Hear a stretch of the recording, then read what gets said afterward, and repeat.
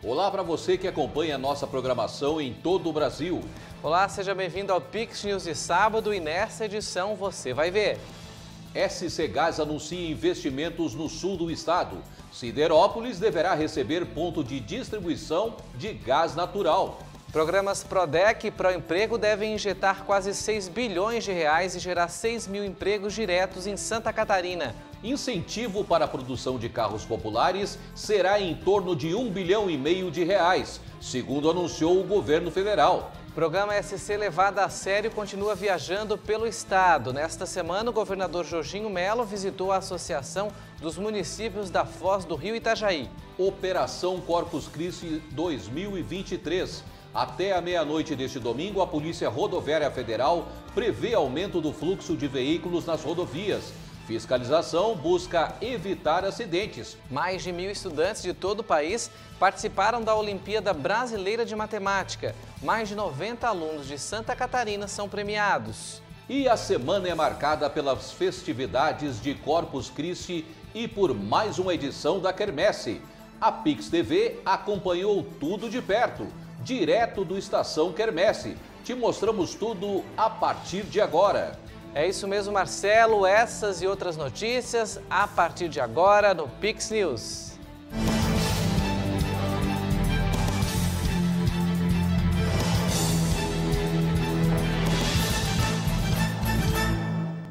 Olá, obrigado pela companhia. E nesta semana, durante a cerimônia de posse do novo presidente da SC Gás, foi anunciado investimentos na região sul de Santa Catarina. Siderópolis deverá receber um ponto de entrega de gás natural. O governador Jorginho Melo, juntamente com os demais representantes da SC Gás e da Agência de Regulação dos Serviços Públicos de Santa Catarina, esteve presente na posse do novo diretor da companhia, Otmar Miller, e assinou a autorização da instalação de um novo ponto de entrada de gás em Siderópolis. Também foi assinado um protocolo institucional para a implantação do 10º ponto de entrega de gás natural no estado. Jorginho Melo reafirmou a escolha do novo presidente pela experiência e conhecimento no setor industrial, com a certeza de que todo o estado catarinense será beneficiado. Então é uma recomendação que eu fiz ao presidente Otmar Miller, que é um engenheiro especialista nessa área, que assume a presidência para levar a bom termo.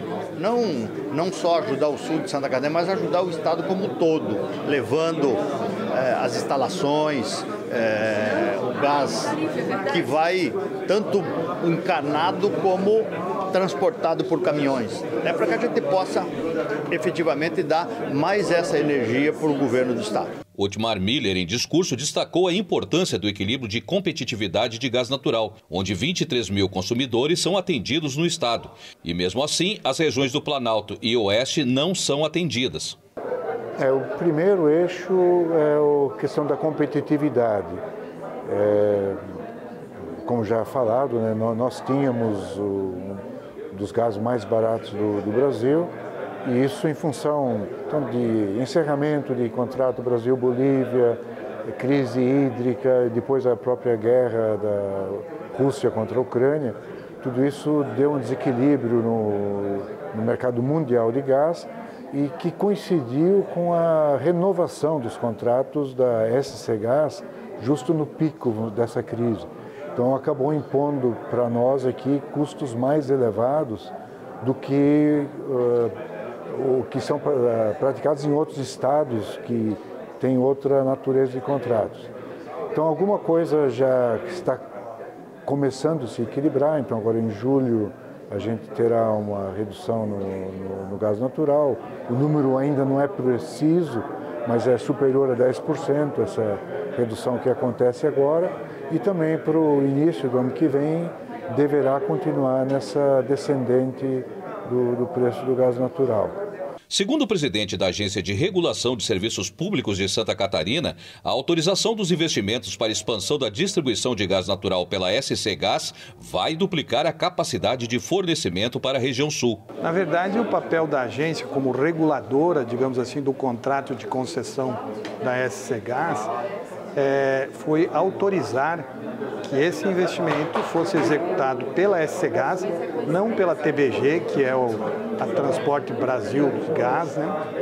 E na medida em que Com esse investimento, que foi exatamente a sua pergunta, nós vamos mais que duplicar a capacidade de fornecimento de gás para a região sul. Então, vamos sair ali de 1.200.000 metros cúbicos por dia para mais de 3 milhões. Com isso, o que você vai trazer? A condição de atender muito mais empresas, né, que hoje não têm acesso ao gás pela falta do produto ou pela falta de condições da região acessar o produto, né? E com isso, o que o gás traz? Competitividade, porque ele é hoje, fora ser uma energia limpa, ele é a energia e toda a tendência é essa também de queda nos preços nos próximos anos, ele gera uma condição para as empresas de competitividade, colocar seu produto em boas condições no mercado. Então, e com isso, o que a gente tem? Geração de emprego, desenvolvimento do Estado, geração de renda, que é o propósito, né, digamos assim, dessa situação. O diretor de Energia, Gás e Transporte da Aresc, Silvio César dos Santos Rosa, falou da importância da regulação por parte da agência com o objetivo de reduzir o investimento para o usuário durante os 15 anos, impactando na redução da tarifa para o consumidor. A Transportadora Brasil de Gás, e esse investimento ele precisaria uma autorização da Aresc, porque esse ativo ele vai ficar com o Gasbol, ele não é diretamente ligado aos ativos da SCGás. E nesse período a gente conseguiu avaliar, reduzir a participação do usuário nesse investimento por 15 anos, os outros 15 anos vai ser distribuído entre todos os usuários do Gasbol.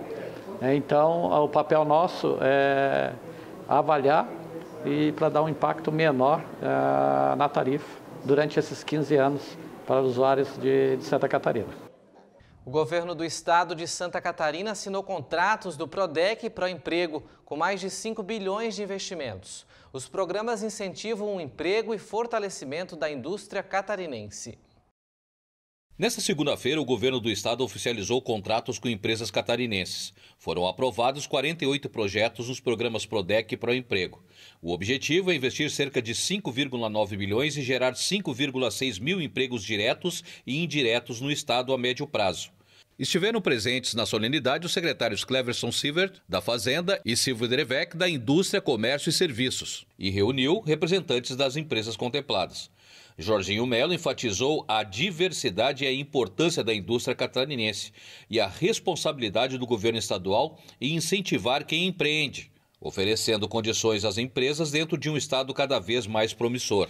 Estou aqui na Casa da Agronômica, acompanhado dos nossos secretários, da vice-governadora, nosso secretário da Fazenda, secretário da Indústria e Comércio e dos empresários. Empresários que são o sustentáculo do estado de Santa Catarina. Esse estado empreendedor, esse estado de mulheres e homens que empreendem decididos, não se entregam nunca, criatividade, inovação.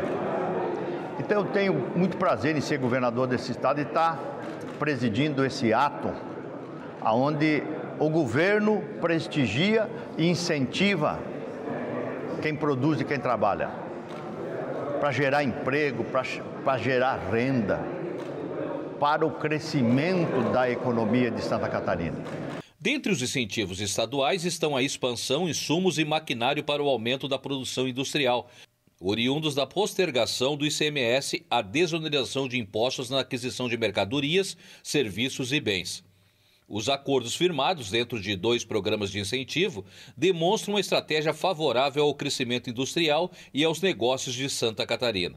Santa Catarina tem o 6º maior PIB do Brasil, com apenas 1% do território nacional. Além disso, tem uma economia extremamente diversificada. De outro lado, nós temos uma indústria muito forte, que representa 35% dos empregos formais do estado, além de quase 30% do nosso PIB. Somado a isso, nós temos um governador que age e pensa como um estadista, que tem clareza de que a parceria, o estímulo à iniciativa privada é o que vai fazer com que o estado possa continuar se desenvolvendo.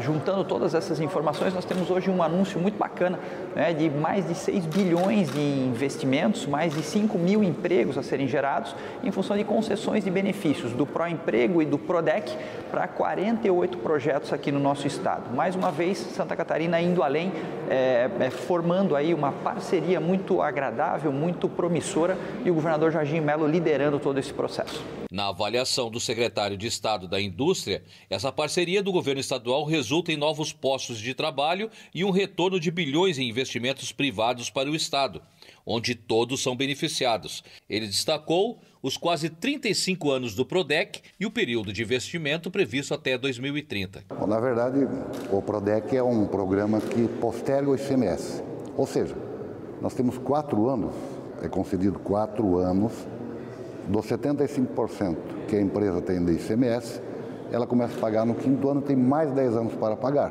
E se for um produto inovador, ainda tem mais tempo. Então o projeto inicia na nossa secretaria, que é a Secretaria da Indústria, Comércio e Serviços, depois vai para a Fazenda, que é o que complementa, e o banco financiador, ou pode ser o Badesc, pode ser o BRDE.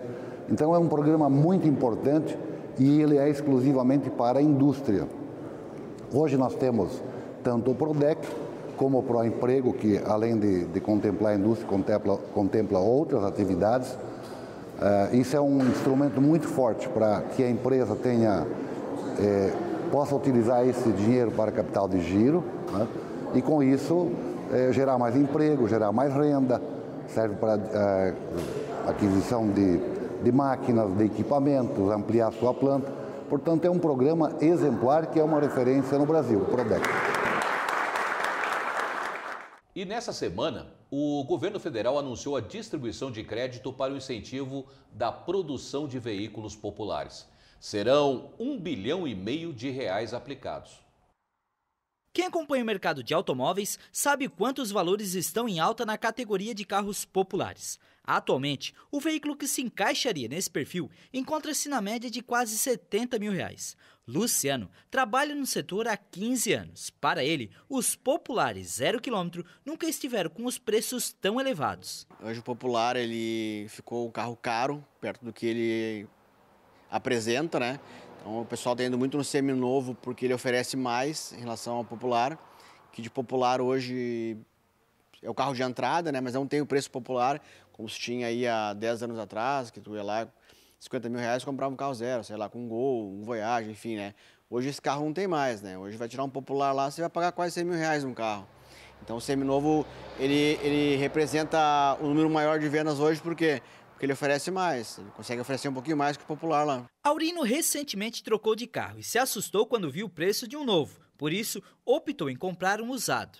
Eu acho que o carro popular aumentou muito, né? Tem muita gente deixando de comprar carro popular.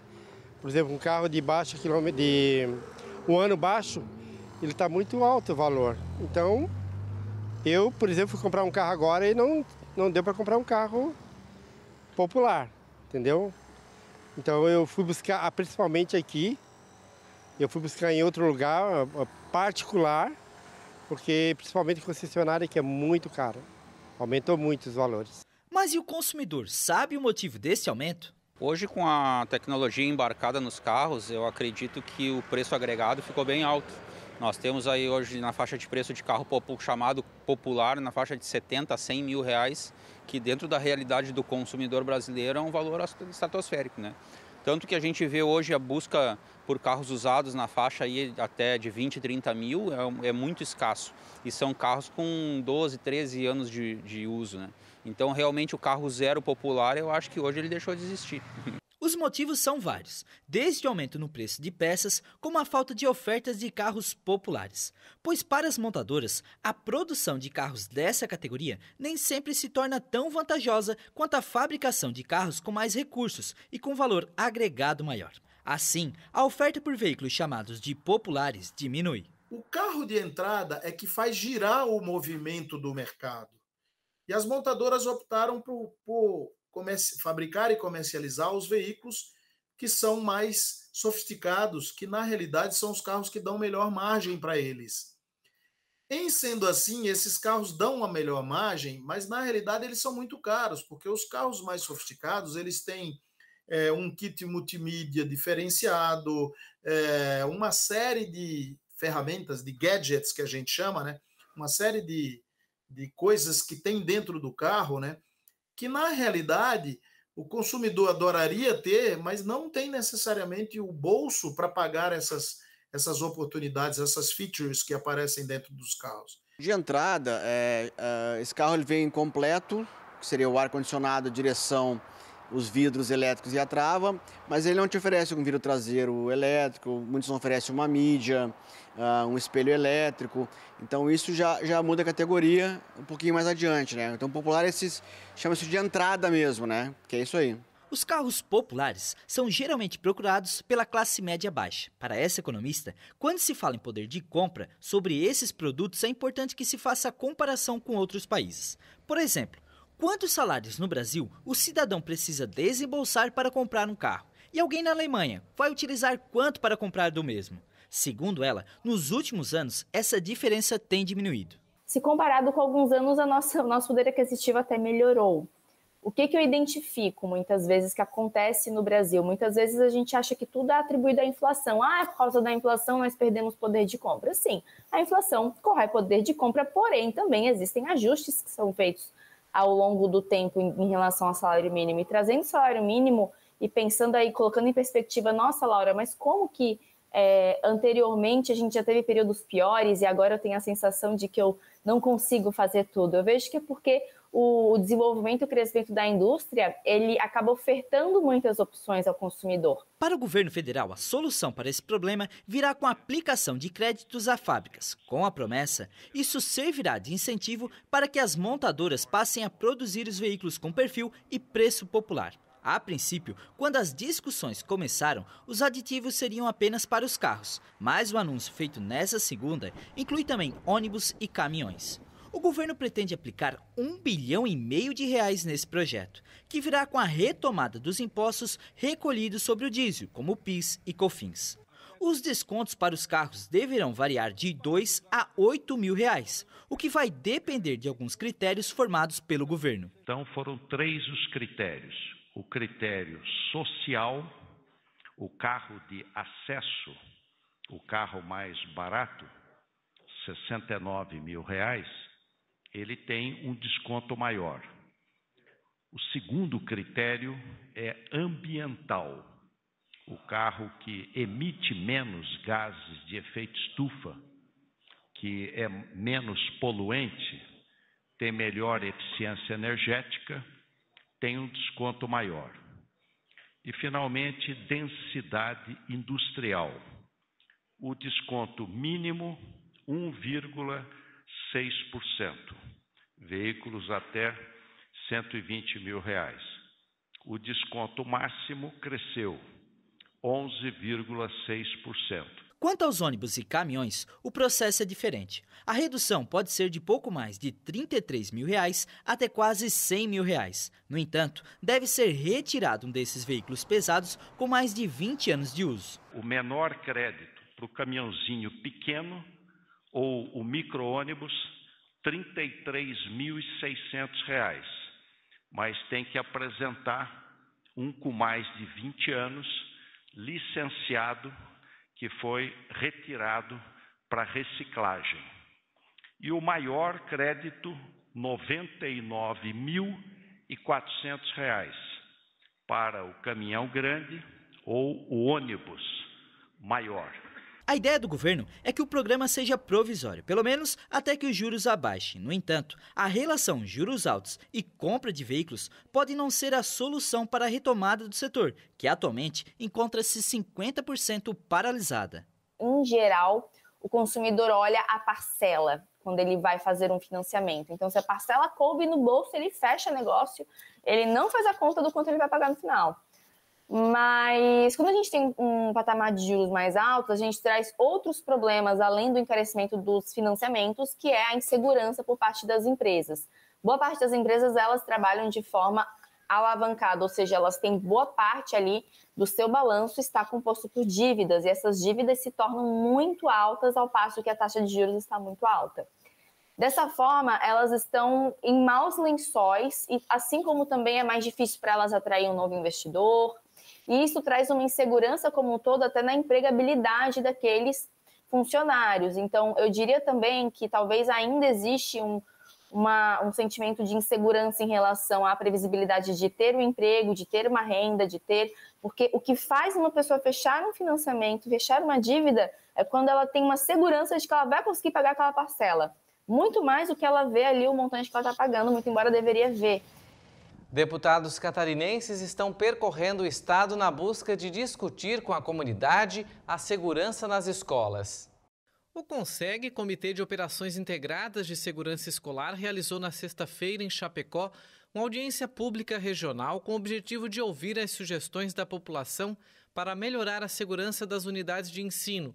O encontro foi realizado no Centro de Eventos do município com a participação de deputados, autoridades locais e profissionais das áreas da educação, saúde e segurança. O debate foi marcado pelas manifestações de professores, pais e alunos que pediram medidas como o treinamento dos estudantes e a conscientização contra o preconceito. Que a gente não deixe só na pessoa do segurança, né? Que a gente trabalhe um projeto, eu enquanto mãe de 2 filhos, trabalho um projeto que ensine as crianças a se defender dentro da sala de aula. O que eu vou fazer no caso de pânico? Eu vou me esconder, eu vou bloquear a porta, o que a gente vai fazer? Um projeto nos moldes do ProERD, que percorra as escolas, que seja anual, e está sempre se renovando, sempre atendendo essa demanda da segurança. Então, nós vamos estar gerando multiplicadores e crianças capazes de se defender. Hoje, a nossa principal proposta é que a gente tenha um debate sobre essas questões, o racismo, a LGBTfobia, o machismo, e junto com esses debates que a gente inclua a cultura, o esporte, para fazerem parte da rotina de um estudante dentro de uma sala de aula, dentro de uma escola, né? E ampliar principalmente a participação hoje da comunidade dentro dos conselhos de educação, né? Fortalecer e ampliar esse movimento. A audiência foi conduzida por deputados que integram o CONSEG e estão percorrendo o estado para ouvir as demandas das comunidades catarinenses para a proteção das escolas. As pessoas estão exigindo um pouco mais do espírito família dentro do ambiente escolar, desta aproximação da família com a escola, com o professor, com a própria sala de aula. No passado, tinha-se essa figura com muita presença dentro dos nossos educandários. Pensar um programa de prevenção, né, às violências, ao bullying, pressupõe que tenhamos investimentos em recursos humanos. Da mesma forma, em recursos tecnológicos, em estrutura física. Para isso, eu não tenho dúvidas de que nós vamos ter que chegar ao final dessa elaboração toda e discutirmos um fundo, né? Um fundo que possa financiar, que possa custear, que possa também garantir, incentivar programas de prevenção, né, e de combate às violências. Antes de Chapecó, o CONSEG já havia realizado audiências em Blumenau, Joinville e Lages. O comitê foi criado em abril pela mesa diretora da Assembleia Legislativa após atentado contra uma creche em Blumenau. O grupo trabalha na elaboração de projeto de lei apoiado pelos 40 deputados com o objetivo de prevenir o combate a ataques contra escolas. O comitê é formado por deputados e representantes de mais de 30 entidades e órgãos estaduais das áreas da saúde, educação e segurança, além de integrantes do Ministério Público e dos poderes executivo e judiciário.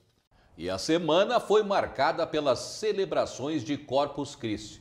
Na quinta, no feriado, foi o momento da produção de tapetes. A tradição católica ocorreu em todo o Brasil. Cal, serragem, pó de serragem, sal grosso, café, caixa de ovo. São vários os materiais utilizados na confecção dos tapetes do tradicional dia de Corpus Christi. Milhares de fiéis participam da produção dos tapetes em todo o país. Em Garopaba, litoral sul de Santa Catarina, as 20 igrejas do município se reuniram na Praça da Quermesse.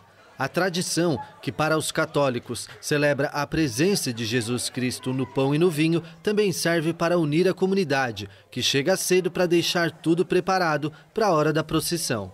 O que me motiva de verdade é esse espírito de comunidade. A gente vem para cá, não é um trabalho, É muito gratificante estar aqui, vir com toda a comunidade, preparar o tapete, pensar no desenho, ir atrás dos materiais, fazer toda essa preparação antes. E o dia aqui, sem dúvida, é sempre um dia muito feliz.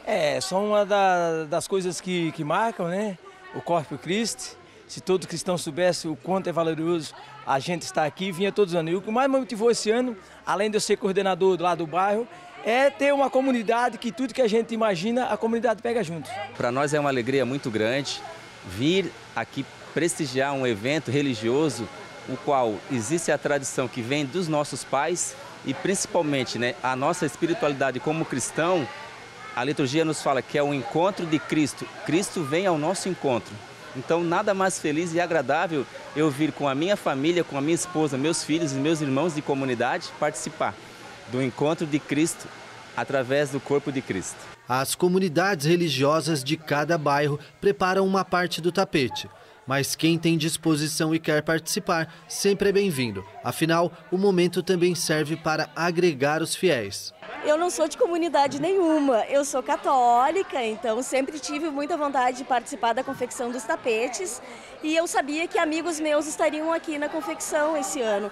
E eu cheguei agora, já de manhã, já com as coisas andando, me oferecendo para ajudar, porque é uma experiência linda, eu acho que apesar de eu não ser de nenhuma comunidade em especial, por ser católico, nós todos fazemos parte de uma grande comunidade, que cada um de nós é convidado, inclusive vocês que estão assistindo.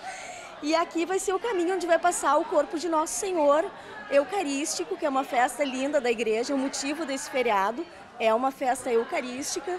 Então acho que a gente tem que celebrar com cores, essa graça que a gente tem de Deus fazer parte da vida da gente, de nos convidar cada um de nós. É um convite universal, é um convite para todos. Então a gente está aqui para servir ao Senhor, colorir o mundo. Tem gente que nunca veio e vem pela primeira vez e acaba vindo o resto das outras vezes. Porque às vezes a pessoa está distante, né? Não quer dizer que essa pessoa não tem Deus consigo, ela tem, só porque ela está um pouco distante. E ela vendo esse tipo de trabalho, feito com carinho e amor, que às vezes lá quem desenha, a hora de montar aquele nem se compara ele achando que ele que desenhou. E com esse contorno do jeito que é feito, fica essa maravilha que fica. E realmente essas pessoas a gente consegue resgatar com esse tipo de trabalho também. Depois de tudo pronto, ocorre a celebração da Santa Missa. Da igreja, o cortejo sai às ruas. Os tapetes servem como base para que os membros da igreja passem em procissão. O ato religioso, celebrado em diversas partes do mundo, reúne fiéis e curiosos, que se encantam com a beleza, criatividade e cores vibrantes dos tapetes. Segundo relatos, a tradição iniciou em 1264, na Itália, e foi trazida ao Brasil pelos portugueses. Uma mistura de arte, fé e religiosidade.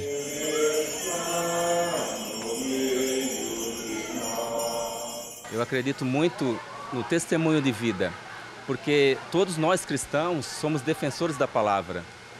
Para mim, ser um defensor da palavra só com o microfone na mão é totalmente diferente do que eu testemunhar a palavra de Cristo. Então, quando a gente está aqui envolvido com a comunidade, confeccionar os tapetes com os irmãos, isso realmente atrai pessoas através de uma atitude. Realmente, assim, vamos fazer junto, vamos nos organizar, vamos nos unir. Isso é um testemunho.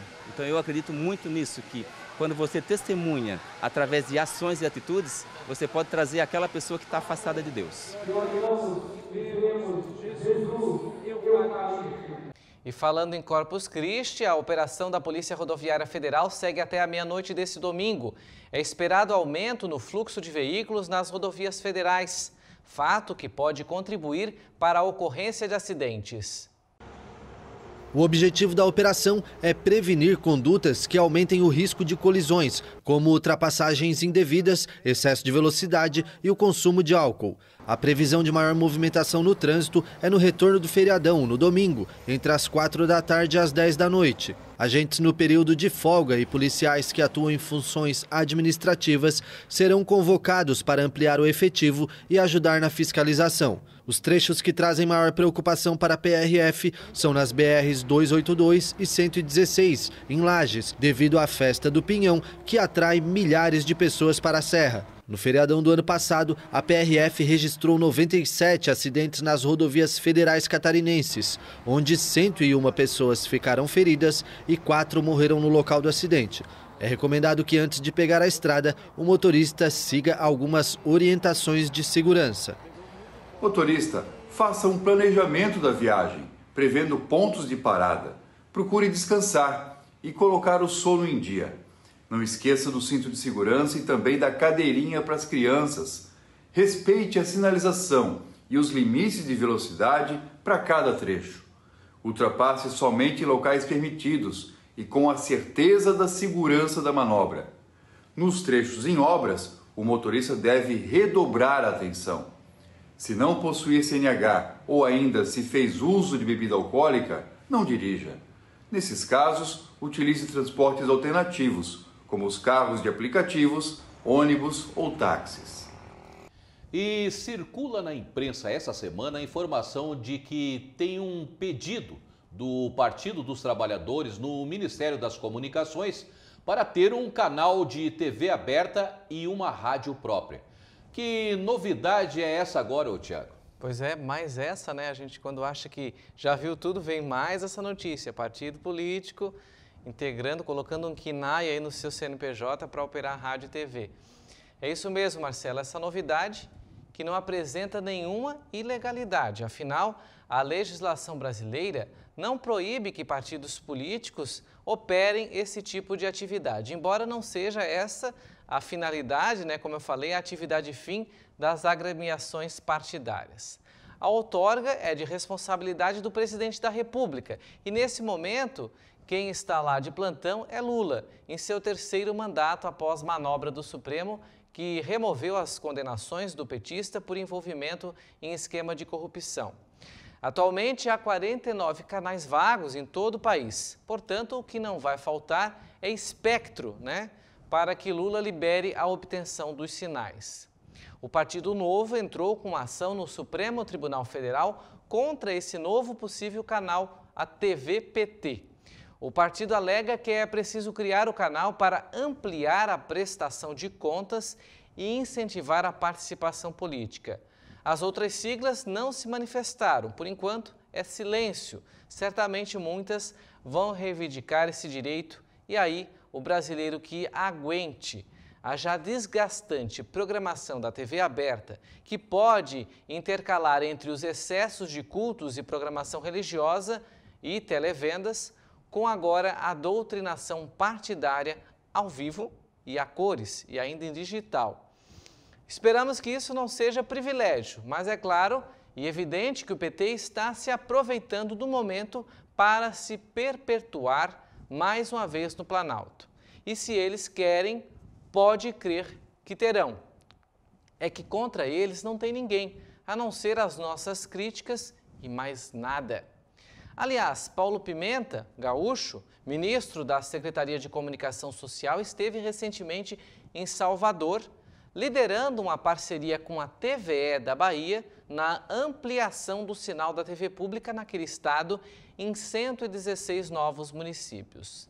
A TVE tem parceria com a TVT de São Paulo, a TV dos Trabalhadores, também ligada ao partido de esquerda. Parece que a TV-PT já está operando por aí e a gente nem sabe. Era só o que faltava. Os partidos políticos que já não têm uma ideologia fixada, a gente já não sabe o que cada um defende. Não sabemos para que vieram, né? Afinal, cada momento eles são a favor de uma coisa, daqui a pouco são contra. Não há uma ideologia que a gente possa dizer, esse partido é dessa ideologia, aquele é da... tudo é muito aleatório, tudo é o que convém. Aquilo que tem liberação no Senado de emendas, liberação de cargos em várias pastas, a gente vota a favor. O que não tem, a gente vota contrário. A gente está vendo aí, né? Nesse novo governo que se iniciou, houve muito essa troca de favores e que ocorreu também no governo passado. No entanto, a gente fica estranho essa notícia porque o partido político deve realmente ter uma televisão. Hoje, com a rede social, né, com as mídias sociais, cria um canal no YouTube para se comunicar, Será necessário usar o espectro para criar um canal de televisão, implantar retransmissoras, repetidoras, criar estúdios, montar cenários? Quem é que vai pagar essa conta? Afinal, o dinheiro dos partidos é, a maioria deles, vindo de dinheiro de impostos. Isso é mais um gasto que os partidos vão ter que repartir para depois a gente ver que resultado. Nenhum, a não ser falar com aqueles que já são da sua ideologia. Claro, tentar converter um aqui, um outro acolá, mas é realmente uma notícia que não pega bem. O Partido Novo fez certo em recorrer, afinal, a lei brasileira deixa essa brecha, né? Não tem nada que proíba, então não há nenhuma ilegalidade nessa solicitação de outorga. No entanto, a gente acredita que o partido político tem que dar uma freada e realmente seguir para o seu interesse, que é lá no Senado, lá na Câmara dos Deputados, nas assembleias, nas câmaras de vereadores, na presidência da República, no governo dos estados e nas prefeituras, governar para a população, né? Porque nesse momento é um interesse total de fala com a sua ideologia. E poderia ser outro partido, aqui no caso a ideologia do PT, mas poderia ser o PL do Bolsonaro, iria falar com a ideologia dele. No entanto, a gente sabe que os partidos são financiados, Marcelo e audiência, com recursos públicos, na boa parte da receita. As pessoas físicas agora podem fazer doações, as empresas, né, não podem mais fazer doações, principalmente em período de campanha. No entanto, essa notícia é para acabar. A gente acredita que não é fundamento dos partidos políticos operar a outorga de rádio e televisão no Brasil. É isso mesmo, né, Tiago? Por enquanto só estamos assistindo, né? Assistindo. Pô. Assistindo e quem nos assiste? Essa é a pergunta. E você vai ver a seguir. SC Levada a Sério visita Itajaí região. Mais de 1.000 estudantes de todo o país participam da premiação da Olimpíada Brasileira de Matemática. Procon de Santa Catarina notifica a Netflix por cobrança indevida de compartilhamento de senha. E direto do Estação Quermesse, os detalhes de uma das maiores festas gratuitas do sul do país.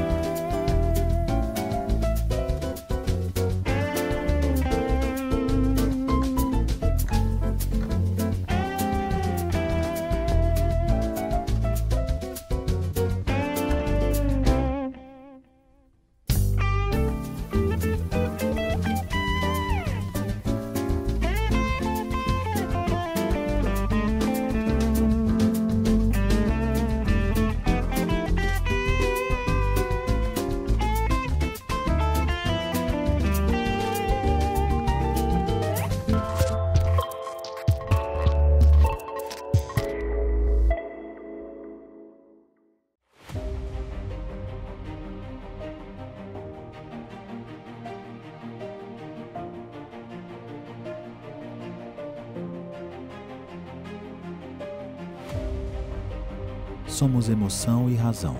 Somos humanos e tecnológicos. Nós somos apaixonados pelo que fazemos. Esta é a nossa vocação. Hospital Veterinário Vital. Unidade Laguna, Unidade Imbituba, Garopaba. O governador de Santa Catarina, Jorginho Melo, continua viajando o estado no programa SC Levada a Sério. Nesta semana, foi a vez de visitar a Associação dos Municípios da Foz do Rio Itajaí. Durante o encontro, o governador fez a entrega de viaturas e equipamentos para a segurança pública da região. Após um evento solene, o governador fez como de costume. Ouviu individualmente cada um dos 11 prefeitos dos municípios da região. As demandas apresentadas devem ser analisadas pelas secretarias e elencadas no orçamento do Estado. Eu sou municipalista desde sempre e sei que todas as dificuldades aparecem, são criadas no município e se somam, isso representa o Estado. O Estado está com uma dificuldade grande nas estradas, recebemos as estradas em boca de rua. A Fiesc fez um levantamento de 27 estradas em Santa Catarina, todas elas precisam ser revitalizadas. Estamos contraindo um financiamento para, a Assembleia já aprovou, para que a gente possa atacar todas elas. Tem obras inauguradas em dezembro de 22 que já não tem um buraco esperando outro no acostamento para entrar. Então é sinal que foram feitos mal feito ainda. Então nós estamos de forma muito respeitosa falando com cada prefeito, vendo as obras que estão em andamento, o que a gente pode continuar e o que não pode continuar, de forma muito sincera, para que a gente consiga fazer com que o Estado de Santa Catarina volte a recuperar a sua credibilidade em crédito, em financiamento, em recuperação das estradas. Estamos investindo em energia como nunca foi investido. Enfim, investindo em setores que vão dar crescimento e desenvolvimento. O governador falou também sobre a situação no sistema de saúde do estado. Com a chegada das temperaturas baixas, o número de ocupação nos hospitais costuma aumentar e não há leitos suficientes para a demanda. Os nossos hospitais públicos de Santa Catarina estão tudo podre. A gente já mostrou para a imprensa. Faz 30 anos que ninguém coloca um prego. A pessoa não tem onde sentar, o pai tem que ficar segurando o soro na mão, a mãe com o filho no colo, 7, 8, 10 horas esperando. Então, contratamos médico, contratamos atendente, já operamos 35 mil pessoas, 36 ontem, dos 105 que estavam esperando na fila, há 3 anos e meio, cirurgia de rim, prótese, já está andando torto, porque a prótese já calcificou. Enfim, nós estamos apressando isso tudo, fazendo com uma parceria com os hospitais filantrópicos, que Itajaí tem o Marieta, que aumentou os leitos, já uma nova fase nós inauguramos ali, já no nosso governo. Enfim, estamos dotando as parcerias com todos os hospitais filantrópicos, apressando os hospitais públicos. Vamos construir no Hospital Regional em Florianópolis, no Hospital Joana de Guzmão e no Carmela Dutra, uma recepção para que as pessoas possam minimamente ter conforto. Vamos fazer em 40 dias. Vamos começar a semana que vem. Aquelas obras que se faz de forma mais rápida, empresas especializadas, para ter ar-condicionado, uma cadeira para sentar, entendeu? Atendente, uma água para tomar, enfim, para que a gente dê conta. Nós vamos melhorar a saúde pública dos hospitais públicos, que tem 18 em Santa Catarina, que estão abandonados, e vamos, em parceria com os hospitais filantrópicos, vamos aumentar o atendimento. Esse é um dos grandes compromissos nossos e nós vamos honrar. E o Serviço Europeu Copérnicos anunciou nesta semana que a superfície dos oceanos teve o mês de maio mais quente já registrado na história. A superfície dos oceanos teve em maio passado o mês mais quente já registrado até hoje. Os dados foram anunciados nesta quarta-feira pelo Serviço Europeu Copérnicos. A conclusão é baseada na análise de computadores gerada a partir de bilhões de medições de satélites, mas também de navios, aviões e estações meteorológicas em todo o mundo. Os dados usados pelo Copérnicos remontam, em alguns casos, a 1950. Quanto à temperatura do planeta como um todo, o mês de maio foi o segundo mais quente já observado. O Copérnicos acrescentou que vem monitorando o aparecimento do El Niño no Pacífico Equatorial. O El Niño é um fenômeno climático natural, geralmente associado ao aumento das temperaturas, a uma seca acentuada em algumas partes do mundo e a chuvas intensas em outras. Ele apareceu pela última vez em 2018 e 2019 e deu lugar a um episódio particularmente longo de quase 3 anos de Laninha, que provoca efeitos contrários, incluindo uma queda nas temperaturas. No início de maio, a Organização Meteorológica Mundial destacou que havia 60% de chances de que o El Niño se desenvolvesse antes do final de julho e 80% de chances de que se desenvolvesse antes do final de setembro. Este fenômeno, somado ao impacto dos gases do efeito estufa, pode tornar o período entre 2023 e 2027 o mais quente já registrado na história. E ainda falando em meio ambiente, o fenômeno climático El Niño, que provoca o aquecimento da temperatura média do planeta, já começou. Consequências em todo o planeta são aguardadas. A Administração Oceânica e Atmosférica dos Estados Unidos informou nesta quinta-feira que o fenômeno meteorológico El Niño já começou, com consequências para todo o planeta ao promover eventos climáticos extremos. O El Niño é caracterizado pelo aquecimento da superfície do Oceano Pacífico Oriental Equatorial e ocorre em média a cada 2 a 7 anos. A agência informou que o fenômeno pode causar uma variedade de impactos, como aumento do risco de chuvas fortes em algumas partes do mundo e secas em outras. Temperaturas recordes também são esperadas. Em maio, a Organização Meteorológica Mundial previu que o período entre 2023 e 2027 vai ser o mais quente já registrado na Terra, sob o efeito combinado do El Niño e do aquecimento global causado pelas emissões de gases do efeito estufa. O fenômeno oposto, Laninha, que tende a provocar a queda das temperaturas, chegou há 3 anos. O El Niño tende a moderar a atividade dos furacões no Atlântico, mas favorece no Pacífico. A Austrália alertou nesta semana que o fenômeno vai aumentar as temperaturas em um país já vulnerável a incêndios florestais. A Assembleia Legislativa do Rio de Janeiro aprovou um projeto de lei que prevê a interrupção ou suspensão de partidas de futebol em casos de racismo, na primeira ação concreta no Brasil após a onda de indignação por comportamentos racistas contra o atacante Vinícius Júnior na Espanha. Os deputados da Assembleia Legislativa do Rio de Janeiro aprovaram a política estadual Vini Júnior de combate ao racismo nos estádios e arenas esportivas. A lei prevê a interrupção ou suspensão de partidas de futebol em casos de racismo. O texto é a primeira ação concreta no Brasil após a onda de indignação por comportamentos racistas contra o atacante Vinícius Júnior na Espanha. O jogador do Real Madrid foi chamado de macaco durante uma partida contra o Valência pelo Campeonato Espanhol no mês passado. No Brasil, números preliminares do Observatório de Discriminação Racial do Futebol mostram que as denúncias de racismo aumentaram 40% em 2022. De acordo com o texto aprovado na terça-feira, em caso de denúncia ou comprovada manifestação de conduta racista, as partidas serão interrompidas pelo tempo considerado necessário pela organização do evento. A lei afirma que qualquer pessoa pode informar as autoridades presentes sobre o suposto comportamento racista. O jogo pode ser suspenso se a ação for repetida ou se um grupo de pessoas participar dos atos de racismo. Santa Catarina sediou as edições número 16 e 17 das Olimpíadas Brasileiras de Matemática das Escolas Públicas. Mais de 1.000 estudantes de todo o país participaram. Estudantes e professores de escolas públicas e privadas que estimulam e promovem o estudo da matemática participaram das 2 edições das Olimpíadas sediadas em Santa Catarina. O encontro busca identificar jovens talentos e incentivar o ingresso nas áreas científicas e tecnológicas. A Camila foi uma das medalhistas.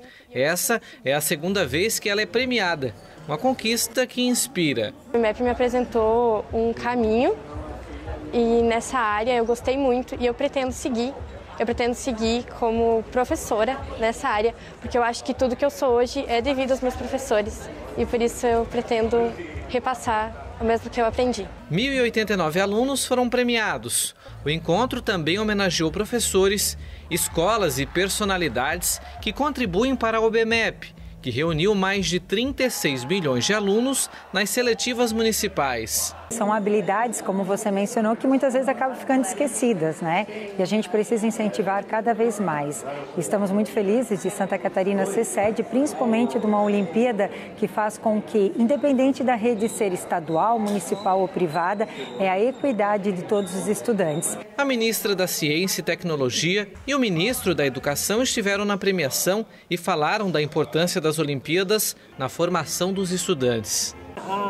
Muitas vezes a carreira científica é pouco valorizada no país, né? E nós precisamos ter mecanismos permanentes de estímulo para que a permanência dessas pessoas que abraçam a ciência possa ser algo estimulante para elas, para além do admirável mundo novo que a ciência possibilita, né? Porque quando você busca o conhecimento, você explica os fenômenos e isso é uma coisa fantástica. Mas para além disso é preciso ter algo que dê uma perspectiva, né, para todas as pessoas que abraçam a ciência. Então, é assim que a gente entende, né, a importância estratégica que tem a Olimpíada da Matemática. É a ciência na veia e em escala e sendo popularizada.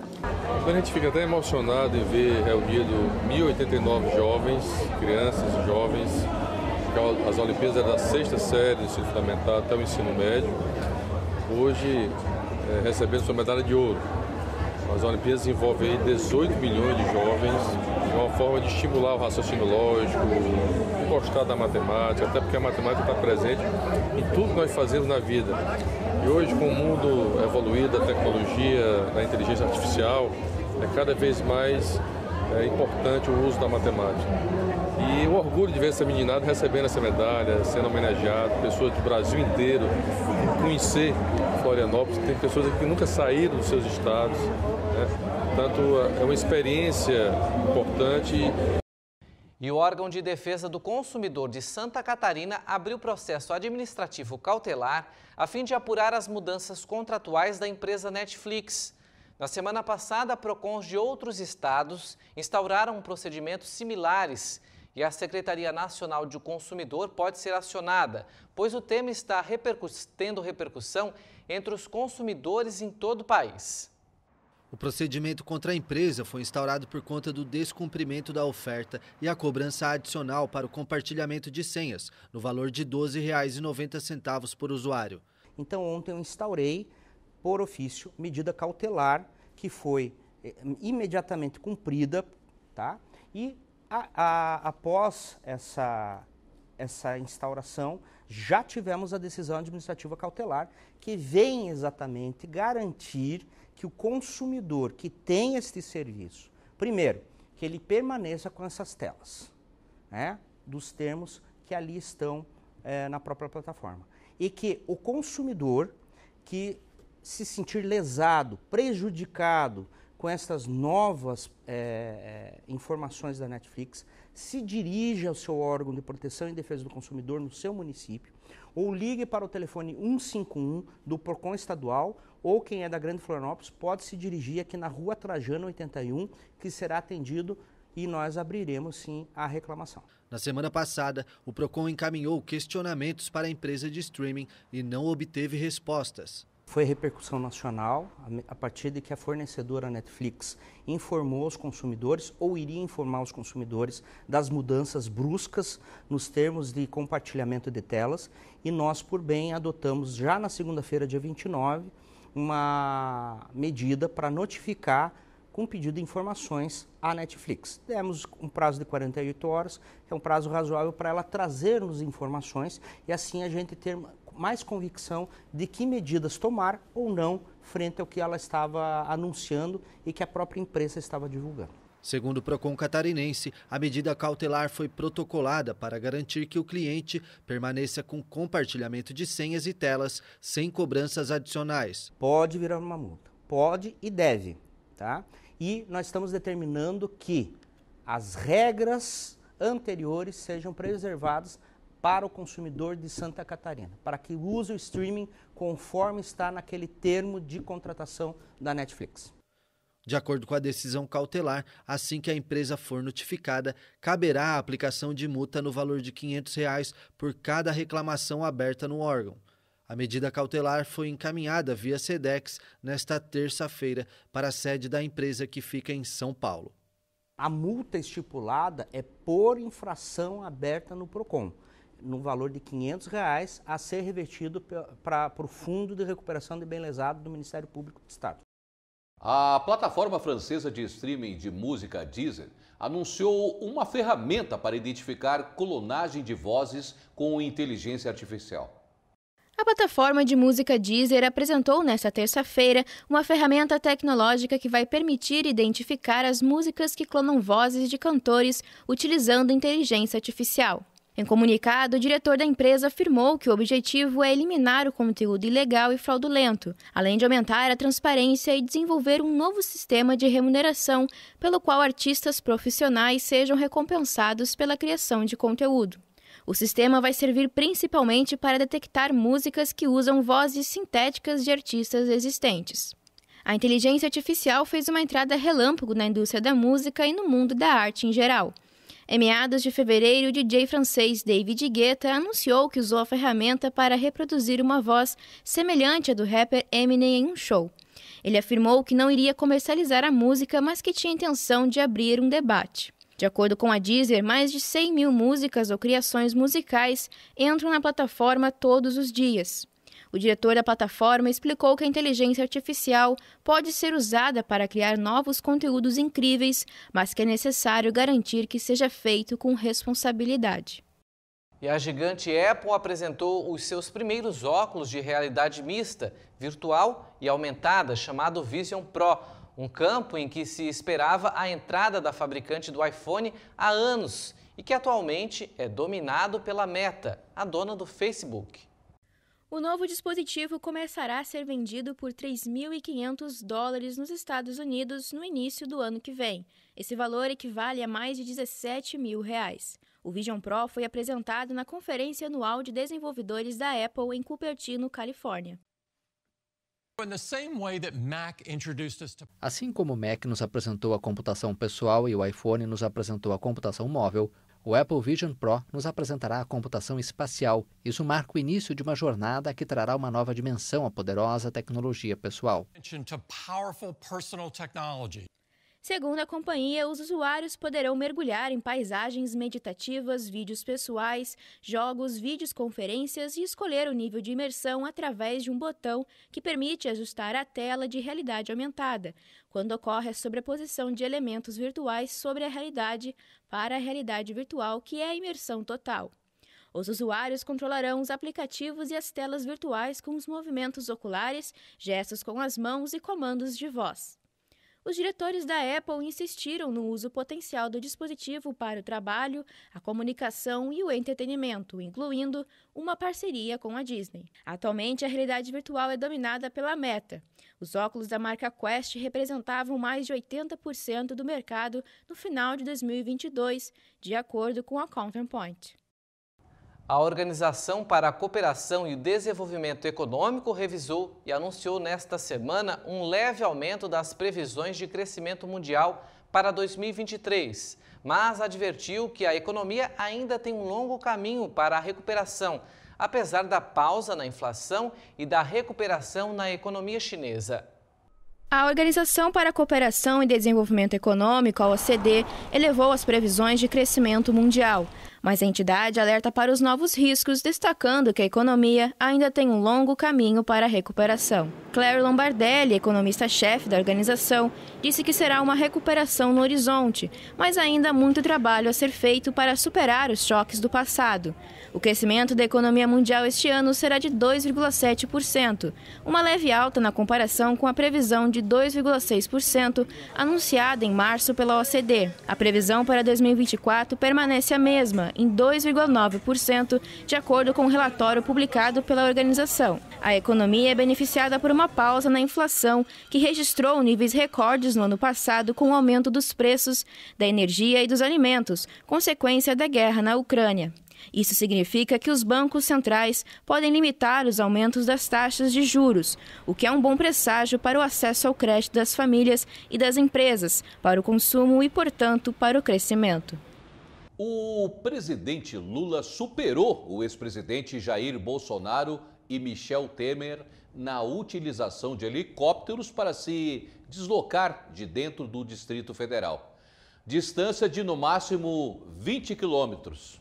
É isso, Tiago? É isso, um trechinho pequeno, a gente espera economia, mas na verdade vem a decisão contrária. Vamos gastar mais, né? Pois é, são as seduções que o poder traz. E Lula sabe bem as benéfices. Lula já superou o ex-presidente Jair Bolsonaro em todo o mandato. Os dados foram obtidos pela CNN Brasil por meio da Lei de Acesso à Informação, ou seja, esses dados não estão disponíveis nos portais da transparência. Nossa equipe preparou uma arte que ilustra bem mais essa farra do gasto aí com o dinheiro público. Vamos então ver como é que foi essa movimentação. Então a gente fez uma análise, a CNN traz esses dados obtidos também recentemente do presidente Lula no seu terceiro mandato com relação à Lei de Acesso à Informação. Então o governo não quer que você de casa, ou pelo menos que nós jornalistas tenhamos acesso a esses dados, mas a CNN conseguiu. Então Lula, nesses primeiros meses aí de mandato, já fez 24, ele e o vice-presidente já fizeram 24 vezes esse trajeto de pouco mais de 20 quilômetros, 21 quilômetros, que de carro dariam 21 quilômetros. Esses dados, portanto, são de janeiro até maio deste ano. O ex-presidente Jair Bolsonaro, durante todo o mandato, usou 11 vezes o helicóptero, né, da Presidência da República, que são 2 helicópteros que ficam à disposição do presidente e do vice. Portanto, já superou, e se continuar essa agenda, a gente sabe que esse número vai ser elevado. Até porque a gente vê ali mais à frente quanto que a Dilma gastou, né? Temer já fez o uso apenas de 10 vezes durante todo o mandato. E a ex-presidente Dilma, no mandato 2, segundo mandato dela, antes aí do processo de impeachment, ela fez o uso 141 vezes dos helicópteros da Presidência da República, que fica disponível para voos entre o Palácio da Alvorada até a base aérea de Brasília, para daí sim pegar a aeronave oficial, né, da Presidência da República para fazer as agendas nacionais. O ex-presidente Jair Bolsonaro, nessas 11 vezes que ele utilizou a aeronave, poucas foram para esse deslocamento. A maioria das vezes que ele utilizou foi para acompanhar movimentações ou manifestações que ocorreram na capital federal.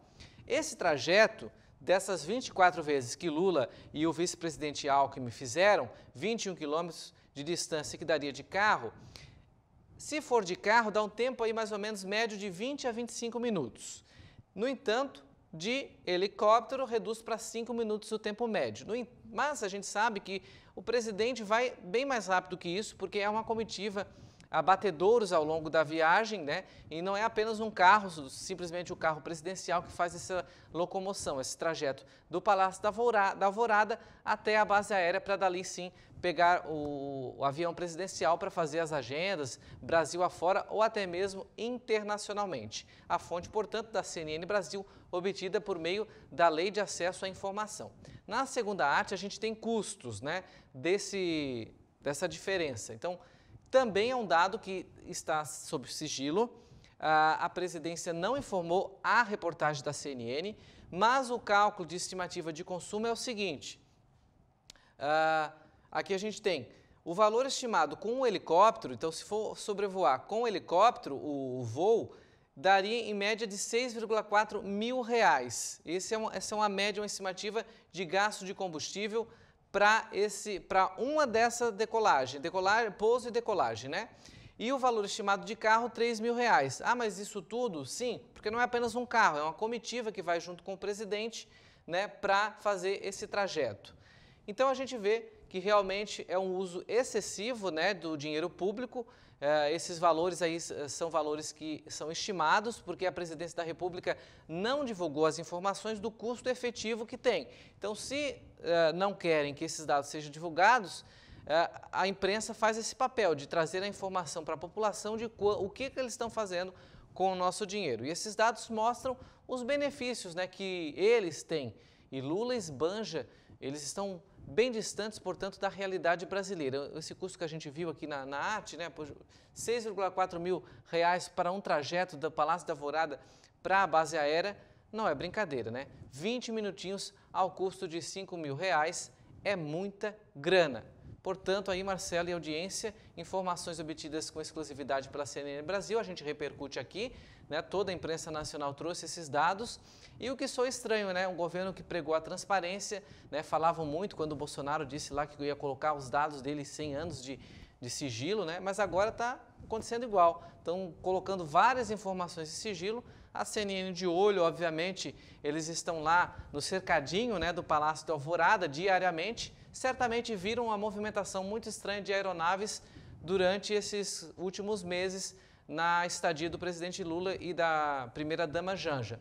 Então foram investigar e realmente era um uso excessivo e se a gente continuar nesse ritmo, né, portanto mais 6 meses aí de ano, já vamos para 48. E os dados da ex-presidente Dilma, mais de 140 viagens, né, de helicóptero, se a gente for atualizar com a moeda atual, dá quase R$1 milhão de gasto com o helicóptero. Fora a manutenção que tem que ter, é um direito da presidência da República, mas também, será que é necessário a presidência da República? Isso fica para qualquer presidente que vier de plantão, né? Ter 2 helicópteros ali à disposição? Fica a pergunta para a nossa audiência. Resumindo, né, Tiago? Estamos decolando. Porém, muito mais que apenas 20 quilômetros, com um local de chegada incerto ainda, por enquanto. Vamos aguardar. Vamos aguardar. O Papa Francisco passou por cirurgia nesta semana. O cirurgião que realizou a operação do pontífice, de 86 anos, disse que o líder da Igreja Católica está bem, consciente e até brincou após a cirurgia de uma hérnia abdominal. A declaração foi dada nesta quinta-feira em uma coletiva. A equipe médica falou sobre o quadro do pontífice. Em Roma, o cirurgião Sérgio Alfieri deu mais detalhes sobre o procedimento.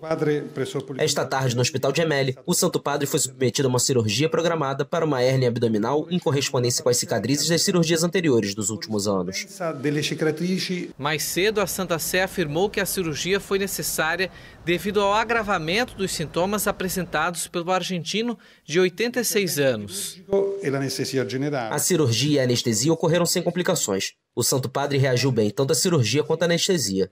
O Santo Padre já está acordado, fez uma piada e me provocou. A expectativa é que Francisco vai passar vários dias hospitalizado e por isso teve todas as audiências marcadas até o dia 18 de junho canceladas por precaução. O Estação Quermesse é apresentado por Santo Ofício Galeria. Porcelanas e objetos de época, antigos e originais, cheios de história, arte e beleza.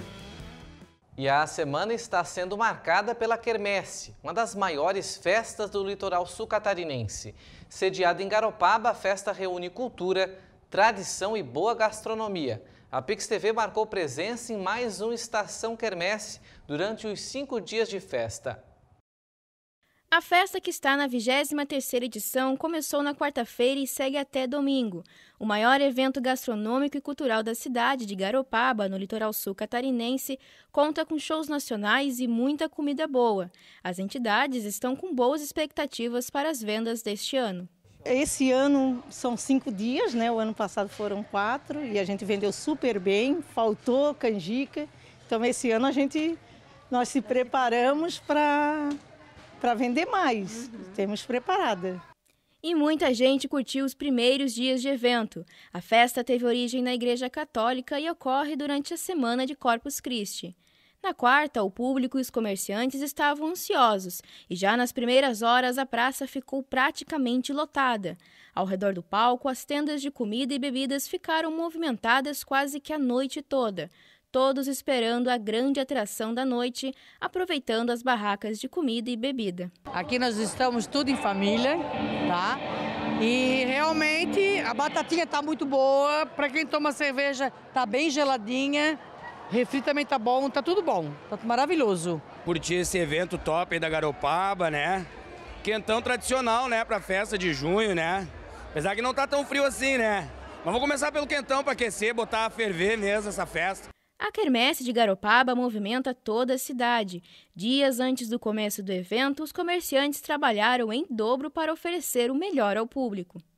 A gente pesquisa muito vinho, A cachaça tem que ser de primeira qualidade e a gente já trabalhando já desde sábado no quentão, produzindo, fervendo, tá? E é uma coisa que dá muito trabalho pra gente, mas com saúde, com fé a gente vai à frente, né? E já produzimos 1.300 litros de vinho. Só para produzir hoje? Hoje, 1.300 litros já foi feito. E todo esse público estava aguardando a grande atração da noite, o cantor Amado Batista, que animou a primeira noite que não foi nem tão fria como nas últimas edições. E eu vim para ver o Amado Batista. Vou esperar por ele. A minha mãe ama, então eu vim aqui e vou gravar ele para mostrar para ela. O cantor subiu ao palco e cantou as músicas mais amadas do seu repertório para o grande público que aproveitaram o show junto de familiares e amigos.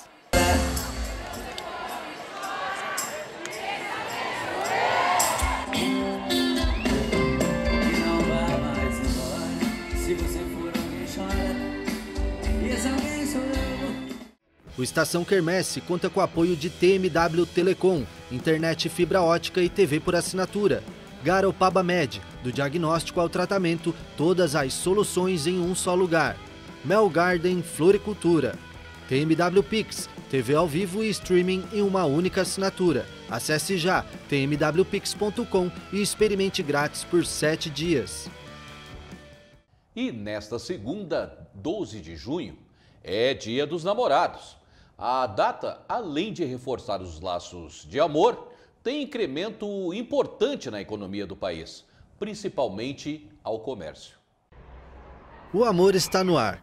E para comemorar o Dia dos Namorados, nada melhor do que agradar a pessoa amada e viver o romantismo que o dia proporciona. Para o comércio, a data é importante. O presente serve como uma representação do sentimento e impulsiona as vendas no mês de junho. Em Santa Catarina, a FEComércio realizou uma pesquisa para identificar o perfil dos consumidores. Os resultados mostram que a intenção é gastar em média R$ 196 com o presente. E para quem ainda não escolheu o que presentear, flores são uma ótima opção. Dia dos Namorados, a gente percebe que existe uma procura grande por buquê de flores, principalmente o buquê com rosas vermelhas, né, que é tradicional no Dia dos Namorados, né? E a média de valor fica na faixa de 95 a 140, que sai um volume maior de buquês nesse valor. Mas também tem os buquês maiores, buquês de 240, 270 reais, né? Então depende muito do apaixonado que quer presentear sua namorada ou vice-versa. Nossa equipe ouviu alguns comerciantes em Garopaba e parece que os solteiros investem mais. Seria o presente um aliado na conquista da pessoa amada? Acho que o solteiro ele acaba se envolvendo mais justamente por essa questão de conquistar mesmo, né? Mas tem bastante casados que compram. Dependendo da data, assim, tem mais solteiros que pedem ou mais casados, né? No Dia das Mães foi mais casados, né? Porque vieram com os filhos comprar para as mães, né? Mas no Dia dos Namorados tem os solteiros apaixonados, aí já estão antecipando ramalhete vermelho, kit vermelho com rosa e ursinho, então tá mais em busca da conquista. Segundo pesquisa realizada pela FEComércio, os apaixonados pretendem presentear com artigos de vestuário neste Dia dos Namorados. Perfumes, calçados e bolsas também entram na lista dos artigos preferidos.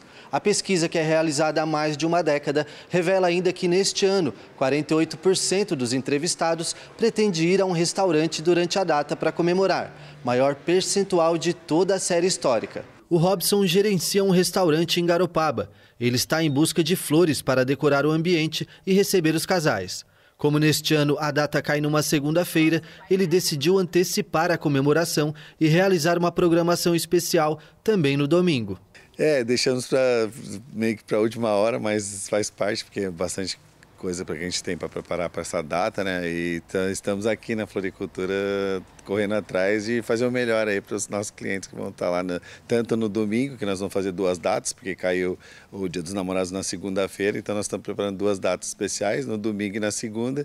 Estamos aí fazendo essa preparação aí com a decoração, para a decoração das mesas. Diferente de outras datas, no Dia dos Namorados, a tendência é que as compras sejam mais planejadas.